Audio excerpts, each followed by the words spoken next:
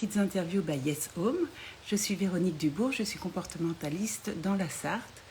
Vous êtes déjà plusieurs et je vous en remercie. J'avais envie de partager avec vous ma vision du chien en invitant des spécialistes de choix pour nous aider à mieux comprendre notre chien. Aujourd'hui, je vais inviter Valentine de Pattes Parfaites. Alors, je vais...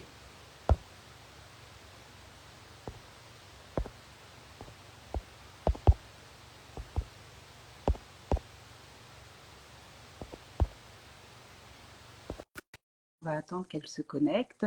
J'avais très envie d'inviter Valentine, déjà parce que je trouve que le sujet de l'entretien des griffes est sous... Ah ben voilà, tu es déjà là, super. Est-ce que c'est bon, ça roule? Il faut que je mette un petit peu plus haut. Écoute, c'est bon. Pour moi, c'est peut-être mon son à moi qui est pas... Voilà, c'était mon son qui n'était pas assez haut. Sinon, pour le moment, c'est nickel. Et j'allais faire une petite introduction avec mon métier. Ah là, on voit ta bouche, mais j'arrive, je descends mon siège, voilà. Est-ce que c'est mieux? Normalement, c'est devrait être top. Oui, le métier le lien, quand j'ai vu ton profil qui m'a tout de suite parlé, en tant que comportementaliste, je sais que parfois, on sent que le chien est irritable et on ne trouve pas de cause. Et du coup, voilà, ça m'a tout de suite percuté de l'importance, vu que tu vas nous expliquer les douleurs qui peuvent à la longue avoir lieu. En attendant de rentrer dans l'interview, est-ce que tu peux te présenter, s'il te plaît, Valentine? Avec plaisir. Alors du coup, moi, je suis Valentine Cellier. Je suis dog-sitter à Lille depuis 5 ans maintenant. Et je propose donc bientôt des séances de comportement. Et j'ai créé ce compte-là avec Violette de Kyoki Rescue qui m'aide à transmettre des informations pour sensibiliser les gens quant à l'importance de la coupe des griffes. Ok, super. Donc, on rentre dans le vif du sujet. Pourquoi faut-il couper les griffes de nos chiens? Absolument, c'est la question la plus importante. Au final, quand on comprend pourquoi, on sait un peu plus ce qu'on doit faire, etc. Donc, pourquoi on les coupe? Parce qu'en fait, ça ne se limite pas naturellement par rapport à ce que beaucoup d'instances véhiculent. C'est une idée qui est fausse, qui est fausse majoritairement à cause des morphologies de nos chiens et de la vie sur lesquelles on fait, Pardon, j'ai le son qui bug, ça me renvoie à un écho bizarre. J'espère que c'est pas pareil pour vous. Écoute, non. Moi, j'ai remarqué que parfois, on a l'impression que je coupe la parole, qu'il y a un petit décalage entre toi et moi, enfin entre l'invité et moi. J'ai remarqué ça, mais là ça va. Comme ça va. Oh, super, j'entendais des trucs bizarres. Donc du coup, on coupe les griffes parce qu'ils ne peuvent pas se les limer tout seuls et que si elles sont trop longues sur une certaine période, ça modifie la forme de la patte et donc la façon dont le chien pose la patte au sol, ce qui modifie en fait tout son corps, toute sa démarche et il est obligé de s'adapter à ça puisqu'en fait la patte est molle et le sol est dur et quand on oppose deux forces qui ne sont pas égales, c'est la force molle qui naturellement empathie le plus. Un peu comme si on marchait sur nos ongles, on voit bien qu'on n'aurait pas l'assise qu'on aurait à quatre pattes déjà. Et est-ce que quand les chiens ont des espèces de points, tu sais, des pattes déformées, est-ce que c'est lié à la griffe justement? Alors là, ça sera vraiment au cas par cas parce qu'il y a des chiens qui peuvent juste avoir des problèmes articulaires, donc de déformation, etc. Mais effectivement, ces chiens ont eu longtemps les griffes sans entretien. Il y a fort à parier que malheureusement, ça ne l'a pas été. D'accord. Et justement, j'avais fait un petit quiz pour annoncer le live, comme je fais toujours, sondage ou quiz. Et beaucoup, comme tu l'as dit, avaient l'idée reçue. Et moi, la première, hein, pendant des années, j'ai cru ça, que s'ils marchaient sur du bitume, s'ils faisaient des balades de 2 heures tous les jours, etc., et ben que ça allait se faire naturellement. Donc, on est bien d'accord, c'est une idée reçue. Pour certains chiens vont avoir plus ou moins les griffes qui poussent. Mais est-ce que on a parlé d'arthrose précoce. C'est pareil, c'est le fait qu'ils compensent. Alors, ce sera sur deux plans. En fait, le but des pattes, c'est d'avoir des coussinets qui amortissent les chocs. pour que les coussinets soient au contact du sol, il faut que les griffes leur permettent d'être au contact du sol. Donc désolée, je n'ai pas un merveilleux visuel, mais normalement, les coussinets sont les seules choses qui touchent sur la pâte et ils sont, comme on le sait, des coussins, des coussinets, donc des coussins. Et du coup, toute cette petite partie qui est élastique absorbe les chocs pour toute la pâte et pour tout le corps. Quand les griffes sont longues, le coussinet ne peut pas se poser entièrement au sol et du coup réduit la capacité du chien d'amortir les chocs, ce qui fait que les chocs se répercutent progressivement sur plus en plus haut dans le corps, puisque ceux du bas sont les plus abîmés le plus vite et progressivement ça monte jusqu'à la colonne et jusqu'à des répercussions sur toute la mobilité. Très bien. La fréquence du coup de la coupe. Ouais. En fait, ça dépendra de deux choses. Ça dépendra de si votre chien il a déjà des griffes qui sont correctes au niveau de la taille et qu'il faut juste entretenir. Donc vraiment permettre juste à la griffe de ne pas grandir de trop parce qu'elle a déjà une taille correcte. Dans ce cas-là, la veine n'est pas trop longue. Donc il n'y a pas de travail à faire pour faire reculer la veine. Parce que la veine recule, c'est ce qu'on cherche à faire quand on doit récupérer un peu la griffe, c'est-à-dire qu'on récupère un peu de négligence de l'entretien. Et là, c'est un peu plus long. Dans ces cas-là, pour rattraper la griffe, c'est limer et couper 2 à 3 fois par semaine pendant des mois et des mois. On n'a pas de données scientifiques là-dessus, donc ça dure vraiment longtemps. Sinon, je ne l'ai pas dit, en entretien simple, c'est une coupe une fois par semaine. Ok, donc c'est pas neutre, hein, c'est quand même. Alors, évidemment, ceux qui nous regardent, n'allez pas sauter sur votre chien en disant il faut que je rattrape 6 ans de non-coupure ou de non-limage. Non, pas l'image. Si, on peut dire l'image de non-entretien, on va dire. Voilà, ça aussi, on va en parler, mais on prépare le terrain, on habitue le chien, on désensibilise s'il a peur. Et il y a des chiens qui nous donnent leurs pattes. J'ai vu ça avec un pensionnaire, c'était un peu impressionnant. Je me disais, si tous les chiens étaient comme ça, ce serait cool. Donc voilà, comment on peut expliquer peut-être plus précisément? J'avais eu ça comme question, on m'a envoyé, je vous remercie de plus en plus, vous m'envoyez vos questions en amont et c'est très agréable, que la veine recule. Ça peut paraître oui, c'est fixé en fait, c'est comme ça. Mais c'est pas une fatalité. Donc quand la veine est longue, en fait, comment la griffe pousse, elle est attachée à l'os. La griffe est un prolongement de la dernière phalange qui est là et c'est vraiment quand on touche la griffe, on répercute immédiatement dans l'os. La corne de la griffe pousse avec plus de matière sur le dessus que sur le dessous. Donc c'est ce qui lui donne son côté arrondi. Et la veine, elle se cache là-dedans, la veine et les nerfs se cachent là-dedans pour être protégée. Nous, ce qu'on veut, c'est qu'elle ne se sente pas tellement de la place pour s'évaluer. En fait, quand la griffe pousse longtemps, la veine s'expand et prend toute la place qu'elle peut prendre. Donc nous, c'est ce qu'on cherche à éviter. Donc d'abord, on l'évite et puis après, pour la rétracter, on lui fait un peu peur, on la stresse en limant au plus proche pour qu'elle se sente plus protégée par le dessus de la griffe, par toute la partie qui est morte. Et une fois qu'elle se sent plus protégée, elle va se rétracter et nous, on va pouvoir couper de plus en plus court, rétracter de plus en plus court. Ça se joue en très peu c'est très peu, hein, 1 millimètre parfois. Voilà. Ok.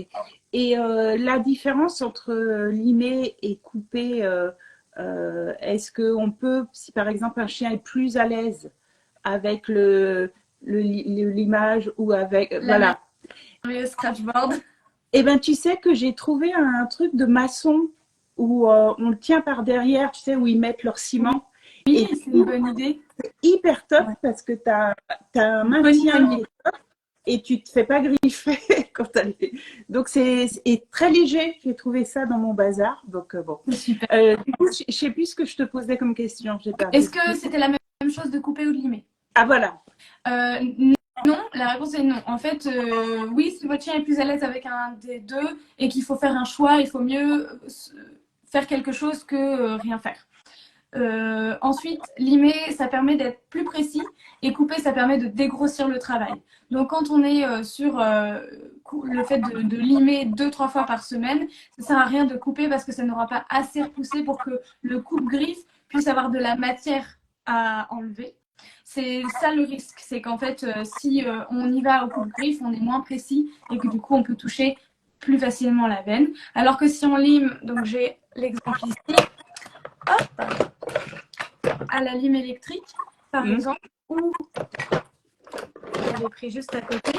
Vous pouvez également trouver ce genre de lime là, pour chiens, qui sont des petites limes en diamant manuel. Il y a également en lime manuelle que je peux recommander à tout le monde. C'est des râpes pour callosité des pieds pour humains. Et comme la surface est plus large et beaucoup plus rugueuse, ça fait vraiment bien le boulot. Ça coûte 2-3 euros. De l'autre côté, il y a l'autre, mais ça ne s'en sert pas. Donc, quand on lime, en fait, on peut aller au plus proche de la veine. Et plus on va proche de la veine, plus on a de chances qu'elle se sente stressée et donc, du coup, qu'elle serait. D'accord. Donc, limer de préférence plutôt que couper. Et du coup, quand ça saigne, c'est quoi qu'on touche? Alors, c'est la veine ou c'est le nerf? En fait, la veine est également entourée d'un nerf. Donc, c'est un peu difficile à dire, mais ce qui fait saigner, c'est la veine, c'est sûr. Donc, ça arrivera parce que c'est un apprentissage. C'est très probable qu'un jour vous touchiez le bout d'une veine d'un chien. Ça aura l'équivalence de comme si vous arrachez un ongle et que vous allez un peu trop loin en biais. Ça a dû arriver à tout le monde. Ça pique, c'est désagréable, mais c'est vraiment pas la fin du monde. Oui, oui, oui. Ok. Faut, évidemment, sur un chien qui est zen, ça va. Sur un chien qui est. Ça aura plus ou Alors, moins d'impact selon les chiens, c'est sûr. pour rejoindre justement ça, moi, ce que je suggère, je ne suis pas du tout spécialiste en soins coopératifs, mais de laisser déjà dans la pièce à vivre soit le coupe-griffe, soit Oui. la lime, de laisser ça une semaine, 15 jours, voilà, ça fait partie de qu'ils le voient, qu'ils n'en aient pas peur. Et moi, j'ai commencé avec Yes, c'est de simplement prendre le coupe-griffe, faire le geste, donner une récompense de bonne appétence, faire le geste. On n'a fait que ça assez longtemps. Et Durer voilà. longtemps, tout à fait. Le but, c'est d'être très progressif. Plus on est progressif et on observe son chien, plus on sait si on peut aller plus loin dans les étapes. Ok. Je précise, je fais une petite parenthèse. Donc, pour ceux qui ne te connaissent pas encore, le profil de Valentine est hyper riche. Il y a des stories tous les jours. Il y a plein d'outils, il y a plein d'exemples, il y a des réussites, des gens qui galèrent. Enfin, tout est là pour nous donner la motivation et des informations. Donc, ne vous inquiétez pas si là, il y a pour les personnes qui prennent conscience de ce besoin maintenant, vous allez voir, c'est très, vous êtes pas tout seul. Enfin voilà, le compte donne beaucoup, beaucoup d'infos. D'ailleurs, tu avais dit dans une story en feedback que on pouvait parfois ne pas rattraper des années. Pourquoi, du coup? Alors, ça peut être pour plein de raisons. Déjà parce que le chien est absolument pas manipulable, donc ça va prendre beaucoup, beaucoup de temps. Il y a également le fait qu'il y a des lésions traumatiques. En fait, si la griffe est très longue et que le chien fait un saut, par exemple sur du bitume, et que la griffe tape très fort le sol, et il est possible que les ligaments qui retiennent le doigt pètent littéralement. Et dans ce cas, le doigt sera droit en permanence. Donc, il n'y a aucun rattrapage possible parce qu'on ne fait pas de microchirurgie sur les doigts des chiens. Ensuite, il y a aussi le risque que la patte soit tellement détendue et avec la vieillesse que le chien ne puisse pas récupérer cette élasticité des tissus. Donc ça fait partie des choses qui sont mortes. Il y a aussi l'autre truc, c'est que parfois les chiens sont malades, comme la leishmaniose. Cette maladie-là impacte la qualité des griffes et peut faire qu'il est impossible de faire reculer la veine. Ok. Est-ce que ça a un intérêt que les éleveurs, avec leurs chiots, à partir de quel âge on peut couper la première fois et est-ce que ça a un intérêt de le faire? Absolument, on a tout intérêt de le faire, autant pour les humains que pour la maman, que pour les chiots, parce que ça a beaucoup d'impact sur. Alors, donc, à partir de quand on le fait, dès qu'on peut, dès que les bébés naissent. J'ai bien retenu, il y a une super éleveuse qui est là dans le chat qui s'appelle, je l'ai vu passer, d'Ether du Valhalla, qui m'a fait une très bonne vidéo de ses chiots. Donc, elle le fait dès le début, au tout début, et très souvent, juste pour au moins avoir l'habitude de se faire et d'avoir une pression sur la griffe et de se faire manipuler. Ensuite, on le fait donc pour les humains parce que des chiots qui griffent, ça fait très mal. Ils ont vraiment des petites aiguilles. Et ces petites aiguilles, donc pour la maman, ça a un impact à côté des mamelles puisqu'ils font ça. Et que ça peut être vraiment douloureux. Ça peut être aussi une des causes de rejet des chiots par la maman, ce qui est vraiment très dommage. C'est très évitable. Et pour le chiot, puisqu'en fait, progressivement, il va se tenir sur ses appuis. Et si il a les griffes trop longues, les coussinets ne seront pas bien en contact avec le sol. Et donc, il y aura des défauts de proprioception. Ok. Voilà. Ok. Donc, oui, du coup, elle nous a fait une petite précision. Okay. D'ailleurs, si vous avez des questions, n'hésitez pas pendant le direct. Là, j'ai reçu, tu sais, des questions privées, enfin personnelles.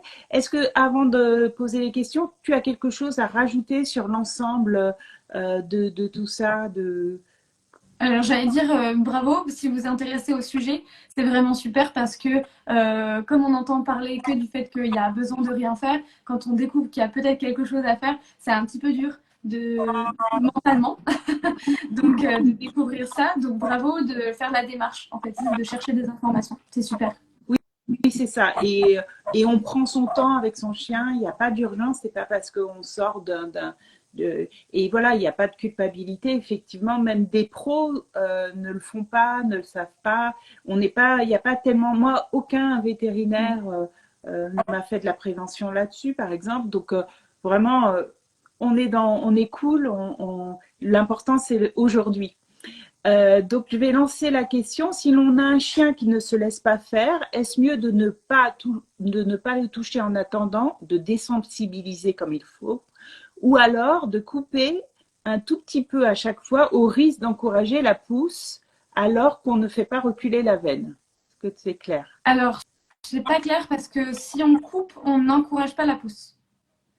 Alors, si on coupe, en gros, là, c'est si on a un chien qui ne se laisse pas faire, est-ce qu'il faut mieux prendre le temps encore de désensibiliser? Toujours, oui. Ou de faire, donc elle pense au risque d'encourager la pousse. De laisser faire, c'est-à-dire de ne rien faire et de voir quand la griffe continue à pousser sans rien faire. C'est peut-être ça. C'est ça. Non, il faut vraiment travailler le truc, désensibiliser progressivement, trouver des solutions pansement, donc donner une mastication, un lickmat, peu importe, ou se servir de ça parce que ça demande donc la scratchboard ne demande aucune manipulation de contraintes. Et donc, dans ces cas-là, on essaie de faire en sorte qu'on arrive à nos fins. Parce que même si le but, c'est d'être très bienveillant avec soi et avec notre chien, la douleur qu'engendrent les griffes longues, en fait, ça dépend auquel plan on la met. Mais c'est toujours entre la bonne santé mentale et la bonne santé physique. C'est très difficile de savoir ce qu'on met en premier. Mais quand on sait que ça a des répercussions, surtout quand le chien vieillit, majoritairement, comme beaucoup de choses dans sa vie, eh bien, je dirais qu'il faut vraiment s'atteler à une grosse désensibilisation avec, en parallèle, la solution pansement scratchboard. Et je te rejoins, du coup, profitez, vous qui avez des chiots.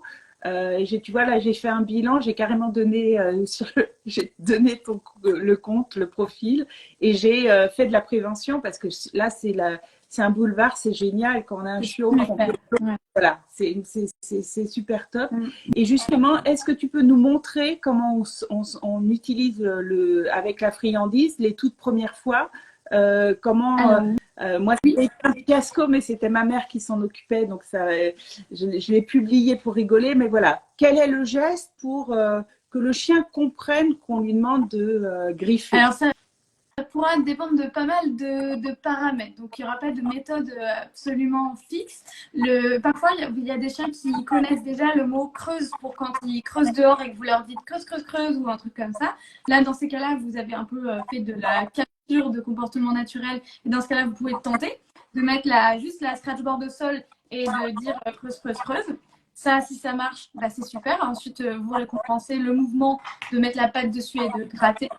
Ensuite, sinon, l'utilisation habituelle, c'est un peu de chercher à ce que le chien s'intéresse déjà à la scratchboard, donc en shaping, c'est-à-dire qu'on récompense tout petit mouvement en rapport avec l'interaction avec la scratchboard. Donc, si votre chien regarde juste la scratchboard pendant les 5 premières fois que vous la sortez, vous récompensez dès qu'il tourne son regard vers. C'est vraiment, si la tête du chien, c'est là, il regarde un peu les papillons, hop, la scratchboard, on dit oui, on donne une friandise. Et on fait ça 3 fois et on range. Et en fait, progressivement, l'arrivée de cette scratchboard deviendra un événement plutôt cool. Et donc, ça sera associé. Et ensuite, on commencera l'apprentissage de demander d'interagir et de la toucher. Ça dépendra du niveau de sensibilité du chien. On peut faire sa scratchboard avec 2 papiers différents. Est-ce qu'on voit bien la différence de... Oui, on voit oui, plus épais un que l'autre. Donc, celle-ci, je l'ai faite pour un chiot. Donc, ce côté-là est vraiment très, très fin. C'est je le vois à travers, je crois que c'est 120, du grain 120. Et là, c'est du 40. Non, du 60, pardon. Moi, j'utilise du 40 pour mes adultes parce que j'ai aussi 2 chiens, donc ça s'utilise plus vite. Et plus on met du gros grain, plus le travail est efficace, naturellement. Moins il y aura besoin de passage pour que ça lime des gros morceaux. Donc, c'est un choix. Voilà. Alors oui, les fameux indicateurs visuels de la veine, surtout si les griffes sont noires, marron, etc. Comment attends, tu as une question sur ça? On va peut-être finir sur... Et non, malheureusement, ce sera la limite de la scratchboard. C'est que non, on ne peut pas se servir de la scratchboard pour faire les ergots. Je suis désolée. Pour ça, on n'a pas encore de solution magique. Et du coup, on coupe comme les autres griffes, les ergots. Ouais, ok. Absolument. Le scotch, la croquette scotchée dessus, est-ce que bonne idée ou... Eh ben, c'est sûrement une bonne idée. Je n'ai jamais testé, mais toutes les idées de créativité des gens sont carrément bonnes à prendre parce que à plein de cerveaux, on arrive à faire des super choses. Donc, si cette personne est intéressée pour nous faire une story explicative de comment elle a mis, où est-ce qu'elle a mis la croquette et tout, nous, c'est super. On attend que ça d'avoir la créativité des gens. Ça peut donner des idées à d'autres. Donc, c'est super. Avec le bémol de ne pas faire de l'heure. On récompense. Si elle est scotchée et qu'il ne l'a jamais, là, il faut que ça paye, quoi. Oui, on peut avoir des friandises dans la main en plus de celle qui est scotchée. C'est sûr qu'il faudra récompenser tout mouvement qu'on souhaite. Bon, bah, sinon, la frustration sera... Tu filmes et tu nous tags et on publiera. Ça serait super. Ça m'intéresse aussi parce que je suis au début de cet apprentissage. Donc, oui, du coup, pour les griffes noires et où on ne voit pas justement. En transparence, oui. C'est ça. Tout à fait. Alors, les griffes noires, pour le coup, c'est un peu difficile parce que c'est très dur parce que c'est que du visuel. Mais en fait, il y a déjà une facilité au niveau de l'extérieur de la griffe, c'est que la griffe pousse en crochet. Et au moment où, si vous coupez pas souvent, sinon ça ne marchera pas. Si c'est la première fois que vous coupez depuis quelques années ou vous n'avez juste jamais coupé, normalement, le moment où ça commence à s'affiner et que la griffe est creuse par le dessous, là, vous n'avez aucune chance. Vous n'avez aucune chance de toucher la veine tant que vous restez sur la partie creuse. Ça dépendra de l'état d'avancée du chien, de la griffe de ce chien-là. Ensuite, quand vous coupez par tranche, donc par morceau. Ne faites pas d'un coup tout ce que vous pensez être la partie morte. Il faudra vraiment prendre son temps et couper majoritairement le dessus de la griffe et les côtés en diagonale. C'était toujours ça mon truc, c'est que j'ai essayé de faire des dessins pour le montrer. Mais en gros, si la griffe est là et que vous coupez juste entièrement comme ça d'un coup, c'est vraiment risqué. Plutôt, chercher à couper en biais, comme ça, sur le côté et l'autre côté. Faisant en allant progressivement, vous trouverez plus facilement les indicateurs parce qu'il y aura des cercles comme un peu un arbre qui vieillit. Vous aurez des cercles qui vous permettront de vous rendre compte de où vous êtes.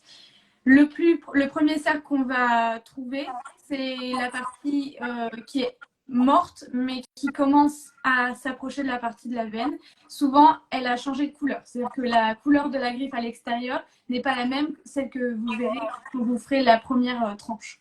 Ensuite, vous cherchez à ce que, à l'intérieur de cette nouvelle couleur, il y ait une couleur différente. Pour toutes les couleurs, en fait, pour toutes les couleurs de griffe, il faut chercher un petit point au centre de la griffe, sur toutes les griffes. Blanche, noire, marron. Ok. Et du coup, les pattes arrière, déjà la position idéale du chien pour C'est couper. coucher en décubitus latéral, c'est-à-dire coucher sur le côté avec les 4 membres raides, sur le flanc. Ok. Sur une surface confortable. Ok. Moi, effectivement, elle est souvent sur le canapé couchée comme ça, mais je me suis dit, j'avais pas envie de profiter de ça parce que je me suis dit, est-ce qu'après, elle va, tu vois, pas se détendre en se disant, Oui. Être en hypervigilance et puis oser se mettre voilà. à côté de vous sur le canapé, ouais. Ça peut arriver, en fait, ça dépendra de la sensibilité du chien et de comment vous vous connaissez. Mais si on est très doux et qu'à chaque fois qu'elle vient sur le canapé, on essaie juste de toucher l'épaule, de descendre au bout de la patte progressivement, de juste faire ça, de recommencer en gratouillant sur le côté, que ça devienne cool et qu'on fasse ça tous les jours. Et progressivement, on va plus vers la patte, on laisse la main 1 seconde sur la patte, on enlève, on regratouille ailleurs, par exemple. Enfin, tout ça, progressivement, ça peut permettre de désensibiliser. Ok. Voilà. Et moi, je sais que dans mon métier de comportementaliste, j'utilise pas la friandise du tout. Mais là, vraiment, je pense que s'il y a des moments où on a besoin de l'utiliser, c'est là. Et notamment, il y a aussi les tapis de léchage, Oui. à parler, qui peuvent durer un peu plus longtemps. Il y a l'odeur de la pâtée, etc. Donc, ça peut être intéressant. Voilà, je pense qu'il y avait une question, mais pour être très honnête, je ne l'ai absolument pas comprise. Est-ce que je l'ai gardée quand même? Ah si, voilà. Je n'ai jamais coupé les griffes de mon chien car elles s'usent naturellement, mais du coup elles sont un peu sèches. Faut-il faire un soin et une coupe quand même? Ah d'accord.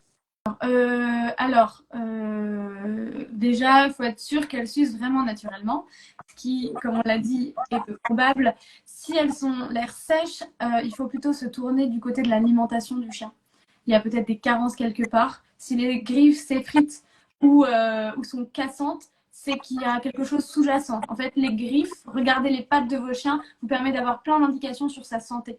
Donc la qualité des coussinets, la qualité de la corne de la griffe, entre les doigts, si c'est sec, humide ou rose ou parfois des petits boutons, etc.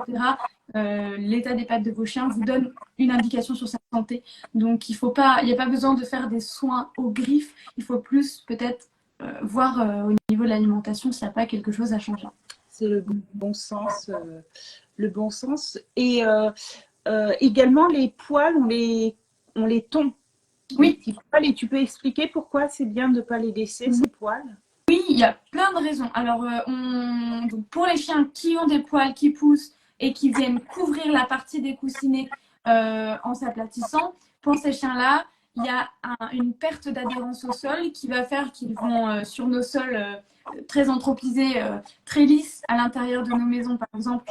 C'est sujet aux glissades, ça aura des répercussions vraiment catastrophiques chez les chiots. Un chiot qui marche qui glisse, c'est vraiment problématique. Un vieux chien pardon, qui glisse, ça peut vraiment être très problématique aussi.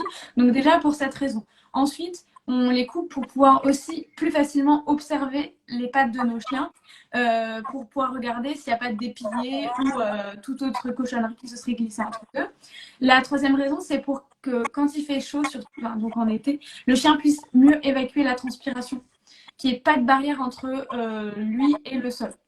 La troisième, ça peut être aussi juste quatrième, pardon. Ça peut être aussi juste une raison, enfin une des choses qui fait que le chien a moins de sens proprioceptif. Il ne sait pas trop où il est. On peut voir ça chez des chiens qui ont du mal à monter l'escalier, descendre l'escalier par exemple.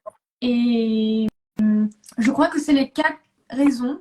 Normalement, si Violette nous a rejoint dans le chat, si elle pense à une autre qu'on a écrite et à laquelle je ne pense pas actuellement, elle n'hésite pas.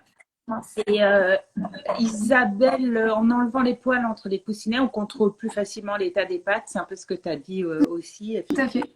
Donc, ok. Est-ce que tu as d'autres choses que tu aimerais rajouter en sachant qu'effectivement, sur le compte, il y a beaucoup de choses. Si les sujets sont tout est abordé, il y a des vidéos, donc, mais c'est vrai que effectivement, pour les chiens seniors, là, je vois, moi, je suggérais les tapis pour pas que, mais déjà partir des pattes, ouais, c'est pas mal. Ouais.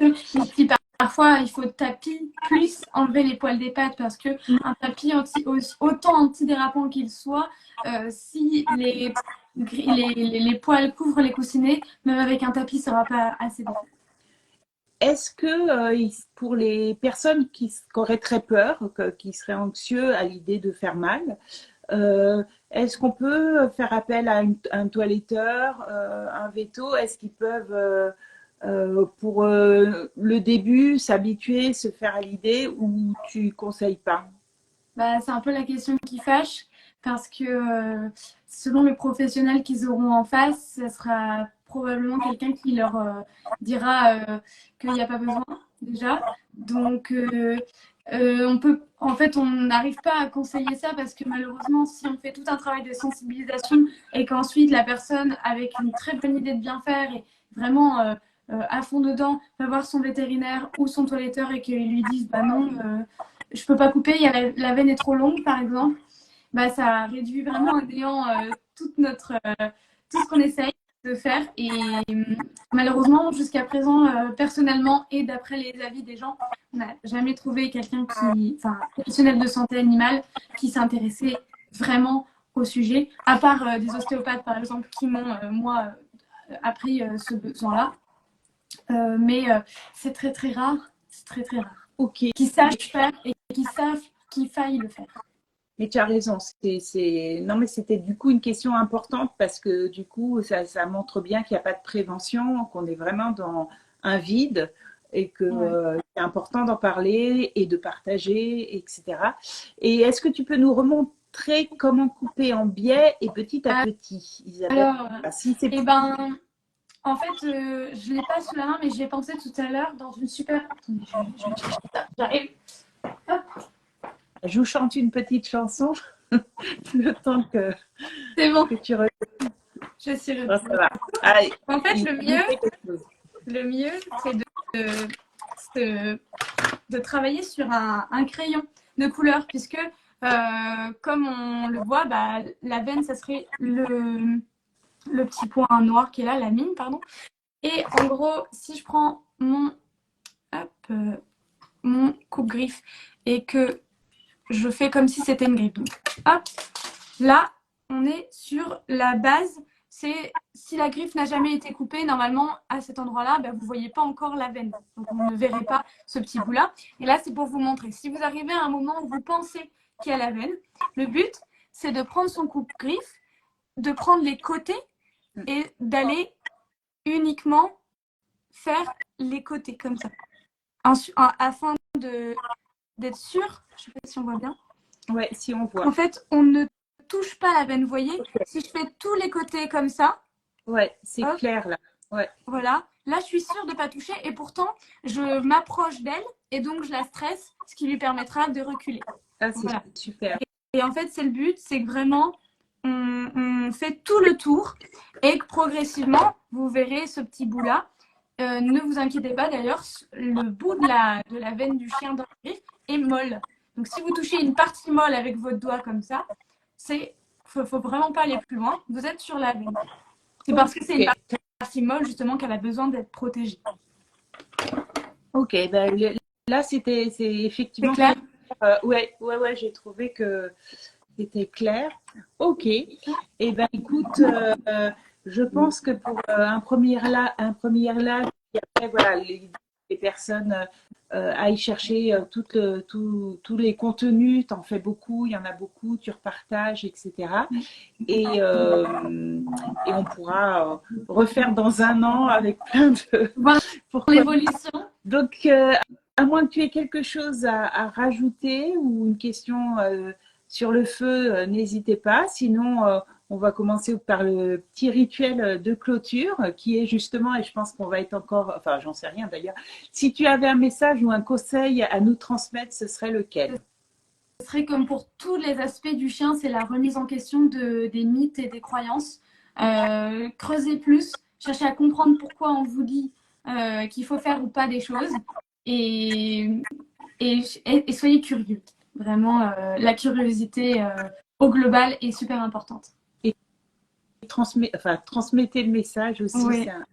Et si tu étais à ma place, qui aimerais-tu interviewer?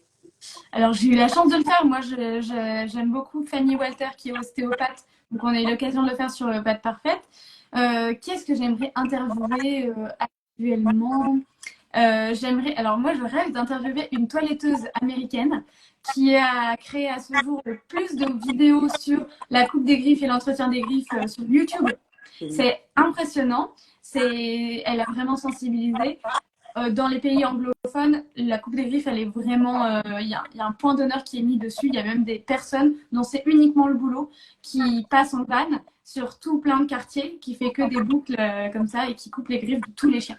Donc c'est vraiment un autre niveau là-bas. Et cette personne, j'adorerais l'interviewer pour savoir comment c'est dans leur pays, comment c'est reçu et comment elle s'y prend. Bon, bah, faut persévérer, relancer. Voilà. Voilà. Un jour, je pourrai. Ah bah sûrement, sûrement.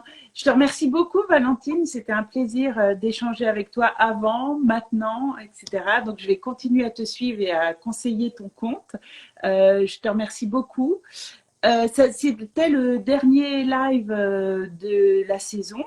On se retrouve en septembre avec des lives très intéressants. On va parler réactivité canine, entre guillemets, puisque le terme réactivité canine, justement, va le définir. On va parler anxiété de séparation. Qu'est-ce qui est de l'anxiété de séparation? Qu'est-ce qui n'en est pas? Tout ça avec des invités différents, bien évidemment. On va parler enrichissement et cerveau. Pourquoi il y a des régressions dans certains apprentissages? Qu'est-ce qui se passe dans le cerveau? Enfin, des invités, je suis vraiment ravie. Et bien d'autres, j'ai pas encore les dates. Alors, je parle pas tant que j'ai pas les dates, mais il y a plein de thèmes qui sont en préparation. Et voilà, je m'éclate. Et je vous dis donc tous à très bientôt.